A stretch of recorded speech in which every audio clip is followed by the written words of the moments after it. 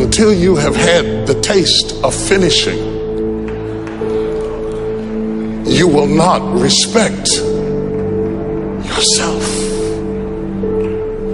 Until you follow through, until something is done, come hell or high water, tears and struggles and pain, and you go through it anyway, and you show up and you continue to fight on no matter the circumstances. After a while, something begins to wither inside of you. How do you do that? How do you change your mind away from fear to big, hairy, audacious goals? How do you do this thing where you become what you think about? How do you think about something different? Well, you do what you're doing now, but you do it on such a consistent basis that it changes the makeup and the shape of your psyche, your spirit, and your future and your destiny. You need to learn to think, because thinking makes you act effectively in the world. Thinking makes you win the battles you undertake, and those could be battles for good things. If you can think and speak and write, you are absolutely deadly. Nothing can get in your way. Number one thing in your world is not your education. It's your dream. So what you dreaming about, y'all? What you still dreaming about? What is God still showing you in your imagination? What are you so afraid of? Why would you not take that leap and go for it before you mess around and die? Why would you not go and see what God really got for you before you leave this world? Why would you hang on to a job? If you live in paycheck to paycheck right now, when you retire, they're going to give you 1/3 of what you can't live on now. They're going to give you a gold watch and a turkey, and they're going to set you on out to pasture. If I was you, before I leave this world, I'd go see what God really got for me. Just take a chance.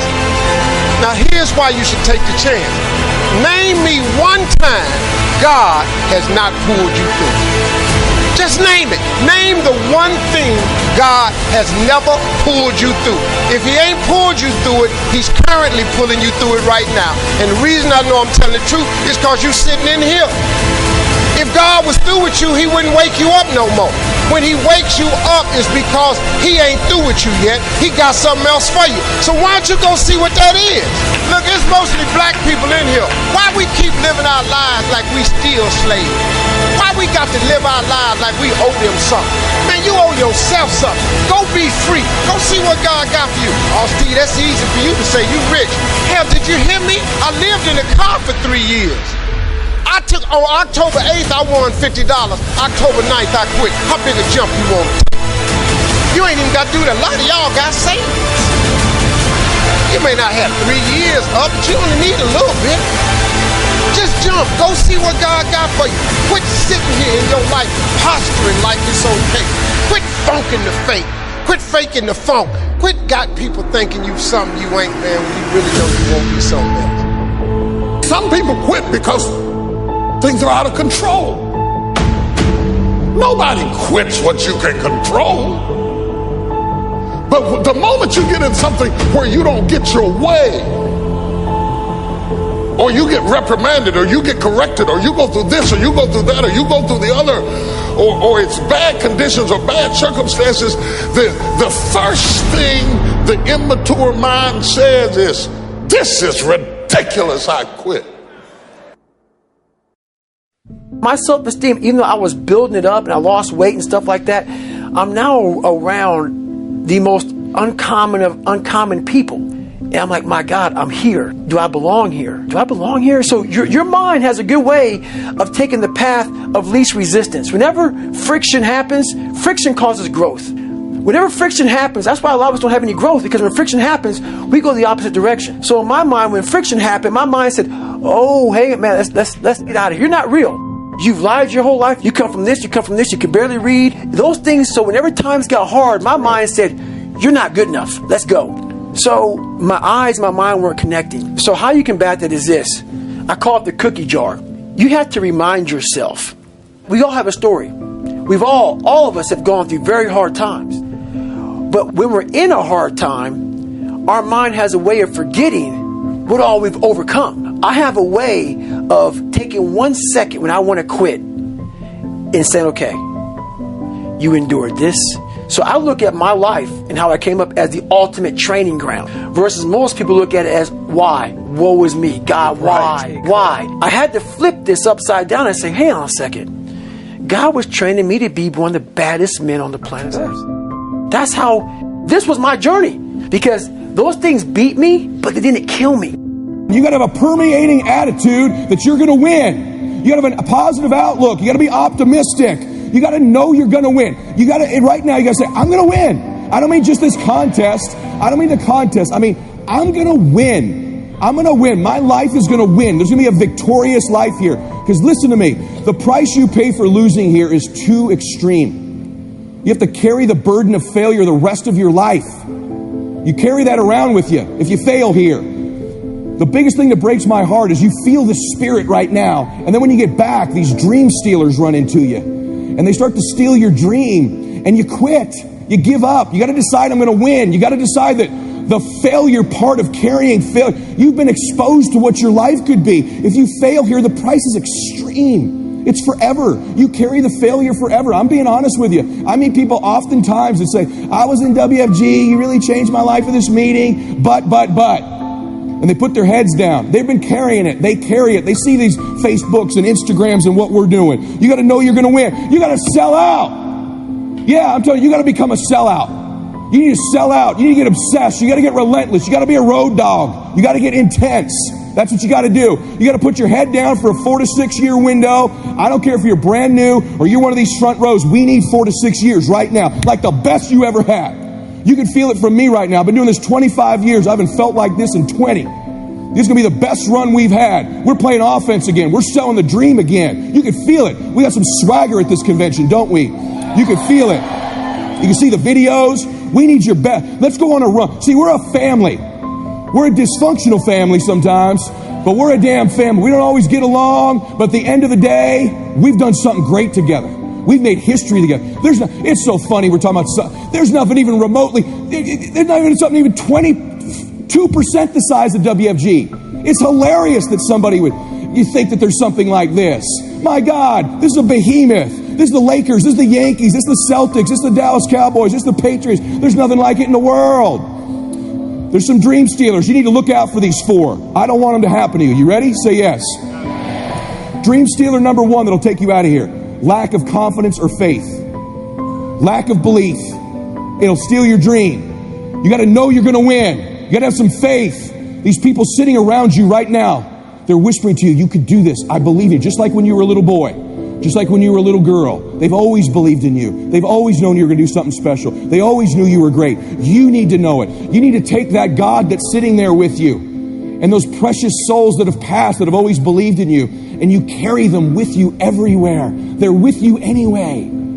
Acknowledge them. If you don't believe that, honor them. Honor God. Honor these people who believed in you with your magnificent life. Honor them. Don't give in to lack of belief, lack of confidence. Don't ever do that again. Don't do it in WFG or out of WFG. You were made to do something great. You're special. You were made in the image of God. Something awesome is supposed to happen for you. And those of you that have made something awesome happen, something even more awesome is supposed to happen for you. Is the greatest single obstacle to our success is our self-limiting beliefs. Is we believe that we're limited in some way. Our friend this morning was talking about the fact that each person is a potential genius, that you have genius inside you, that you have unlimited potential, which is what we agree, we believe passionately. But if we believe that we are limited in some way, it becomes true for us. It becomes our belief. By the way, I didn't do well in school, and before we came here, I was going to do some background checking on the people here. And what I found is there's a lot of people in this audience who didn't do well in school. Yes. So a lot of people here got lousy grades in school. I was astonished to look at the high percentage. In fact, you could be sitting next to one of them right now. Yes, we know who you are. Now here's the problem, is that if you're told, which I was, and all the time you're growing up, they say you have to get good grades or you won't do well in life. You have to get good grades or you won't get into college. You have to get good grades or you won't get a good job, won't get very well, and so on. They tell you that to encourage you to get good grades. So what if you got lousy grades for whatever reason? Well, now you could be 25 or 35 years old and you don't even try. You don't even try because, hey, you didn't get good grades in school, so you're kind of short of potential.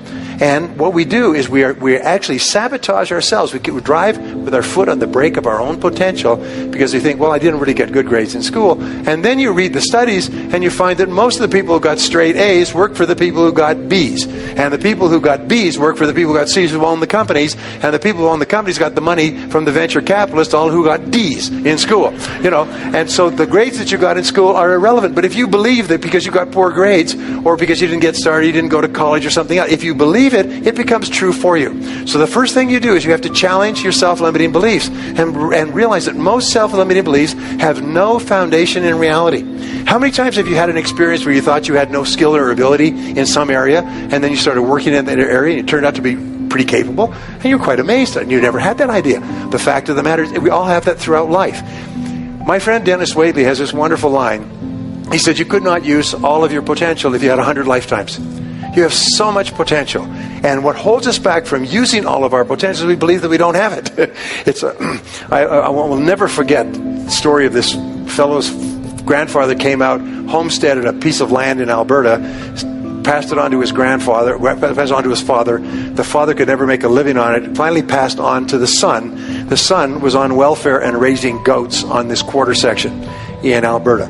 None of the family for 3 generations had ever made any money on this hard scrabble piece of farm. And along came an oil company. The oil company said, can we drill on your land? If we find oil, we'll sign an extraction agreement with you, royalties and so on. They drilled on his oil. They found an oil pool. And within overnight, he was a millionaire. He had an income of something like $150,000, $200,000 a year for the next 30 years. He went from living a hard scrabble life, raising goats on this lousy piece of land, and somebody else came along and showed him how to get the potential out of the land. The oil had always been there. That's what this seminar does. That's what Harv does, by the way, is he shows you how to drill oil in your own land and tap into the potential that you have. It was always there. It's been there all this time. But your job is to drill. That's really important. And that's what we're here for 3 days, is to look for insights. So remember this. Always ask yourself, if you have a self-limiting belief, what if it wasn't true? What if it wasn't true? My son, going back to David, David was really shy when he was growing up, and so I would say, you know, one thing I know about you, David, is you're not afraid of anything. He said, oh, I'm afraid of everything. He's afraid of riding a bicycle, and he's afraid of this, he's afraid of ghosts in the night. No, David, you're not afraid of anything. And I say to Barbara, he said, one thing I know about David, he's not afraid of anything. And he said, yes, I am. We drive along, I say, well, you know, I really admire David, because he's not afraid of anything. And I would just say this, and I changed his name to Dave the Brave. And then I shortened it to LeBrave. I say, where's LeBrave? Where's LeBrave? Where is he? How are you doing, LeBrave? I called him that. I started calling him Dave the Brave all the time. And you know, at a certain point in his life, he started saying, you know something, I'm not afraid of anything. It changed his whole life. You reprogrammed him to tell him, because other than that, he had a self-limiting belief. And it's really important. Anyway, so your beliefs are important, and your whole attitude toward life is determined by your beliefs. And here's the interesting thing. You come into the world with no beliefs. Every belief that you have, good or bad, you learned from childhood. And most of your self-limiting beliefs, if not all of them, have no basis in reality. Is you have the capacity to do anything, be anything that you want. You could learn any subject. You could become a doctorate in any university. You could memorize, then learn languages. And the more you learn, the more you can learn. The more you use your brain, the more your brain is capable of learning more things. But what holds us back is, so I could never learn languages. Shut up. You could learn languages. I'll tell you what, you went to a foreign country, and the only way you could eat is could learn the language and the words for the food. You'd learn languages at a speed of summer lightning. I know, because I've been there. In other words, the self-limiting beliefs have no reality. So the belief that you have to have programmed in, put in your computer, is that you are going to be a big success in life. And everything that happens is part of this great process. Now, the next law is called the law of expectations. Again, there's libraries of books and years of research on this. Expectations theory, by the way, is the foundation of all economics. It determines the drift of stock markets, the movement of world finances. It determines the investment. Entrepreneurs have high expectations that their entrepreneurial efforts are going to work. We would not start a business without high positive expectations. So expectations have an enormous impact on our attitudes. And here's the interesting thing, is if you believe you're going to be a great success, you expect everything that happens to be part of the great plan. So if you have positive expectations, like a kid's first Christmas, you're positive all the time. And the key to being positive is to look for the good. Expect good things to happen. We say that whatever you expect with confidence becomes your own self-fulfilling prophecy. Is you are constantly predicting your future by talking about how the way you think things are going to turn out.